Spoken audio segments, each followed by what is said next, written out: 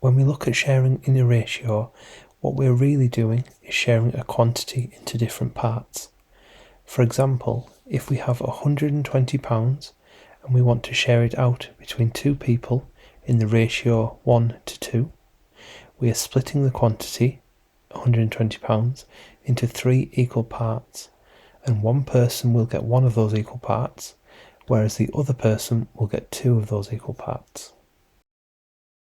The process we can use is referred to as the Adam method. This stands for add, divide, and multiply. Let's look at another sharing problem. 2 people are going to share £210 in the ratio 3:4. Using the Adam method, we first add the two sides of the ratio. 3 plus 4 equals 7. We then divide our quantity, £210, by 7 to find out what one equal part of the ratio is worth. Here, £210 divided by 7 is £30, so one part of the ratio is worth £30. Now we can take this £30 and multiply it by both sides of the ratio to find out how much each person gets.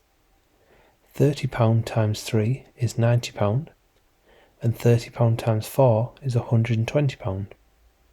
We can always check that we have shared the quantity correctly by adding the parts up to make sure they equal our total amount. 90 plus 120 gives us £210, so we've correctly shared out this money in the ratio 3:4. The Adam method can be used whenever we are sharing quantities out in a particular ratio. Nothing stops you writing Adam along the side of a page to help guide you towards an answer. I hope this has helped and you know more about sharing out in a ratio.